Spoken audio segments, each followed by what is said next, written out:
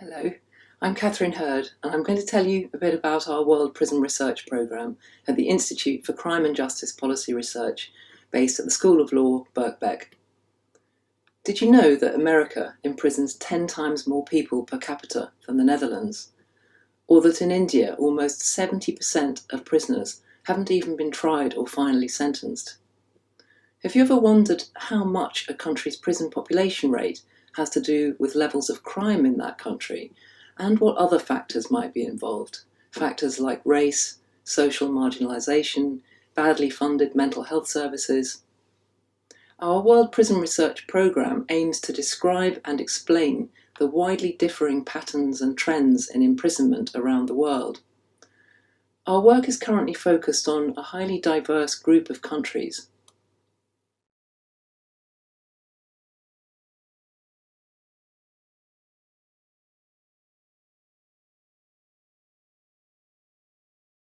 In charting the recent trends for these 10 countries' prisoner numbers, and working closely with researchers and NGOs in these countries, we've gained insights into what lies behind the growth in prison populations. And we're learning transferable lessons about the harms caused by heavy reliance on incarceration at the cost of other interventions. Many of these countries have come to rely far more heavily on prisons and punishment in recent years. So what are the factors that determine the size of a country's prison population? Most people would probably say it's obvious how much crime there is in that country. But it's more complicated than that. And the relationship between offending levels and prisoner numbers is in itself complex and contested. The more immediate determinants of prisoner numbers are what we would call criminal justice practices. Most obviously, these include sentencing practices, how many people are sentenced to prison and how long their sentences are. But also pre-trial practices matter. How likely is detention before trial in that country? How long might it last?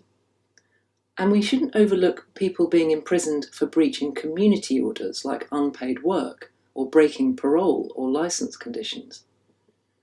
Another key area of practice is about policing and prosecution. What are the country's rates of crime detection? What are the conviction and acquittal rates? All these criminal justice practices play their part in determining how many people come before a court in the first place, some of whom will end up in prison.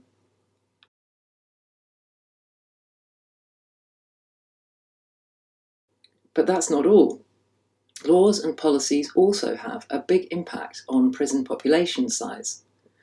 Criminal law in one country might treat drug possession as an imprisonable offence, but in another not. Some behaviours might not even be crimes in country A, while in country B, these same behaviours are crimes that are harshly penalised. One obvious example is possession of small quantities of drugs for personal use. Not only laws, but also criminal justice policies matter here.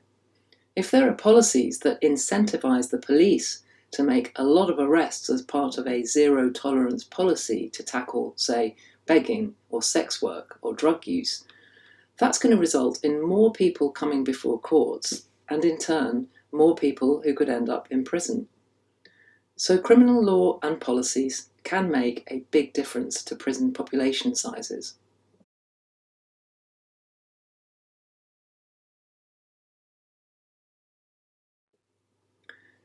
But of course, the way a country's legal system works in theory might differ a lot from what happens in practice. A lot of extra legal factors can come into play. Factors like corrupt or biased decisions by police, prosecutors or judges, or underfunded court systems that create huge case backlogs. These factors can be just as important an influence on how many people go to prison and how long they spend there.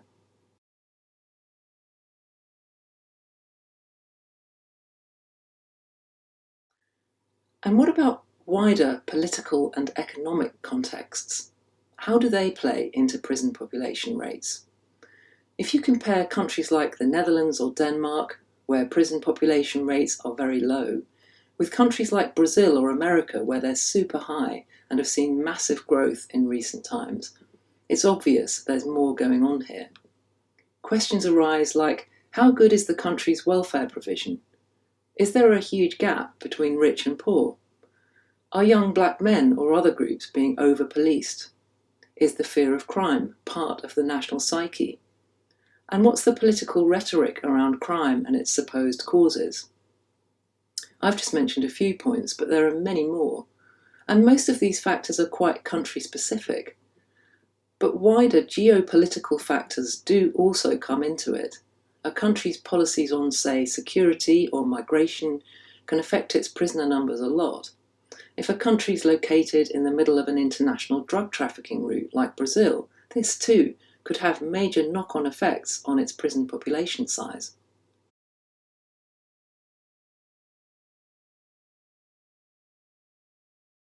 So this gives you some idea how tricky it is to unravel all the reasons one country might imprison so many more people than another. Taking it all together, the picture looks something like this.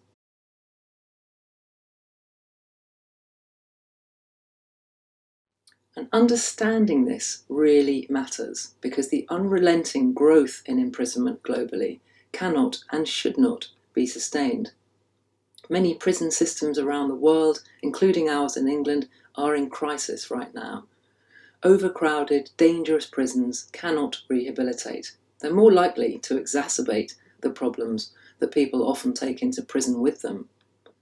And they also represent major health risks, both to those living and working in them and to the communities around them, as the COVID-19 pandemic has shown all too clearly. That's why the two central aims of our research programme are, first, to reduce levels of imprisonment worldwide, and second, to improve outcomes from the resulting reduced use of imprisonment. You can learn more about our research on the ICPR and World Prison Brief websites. But for now, thanks for watching.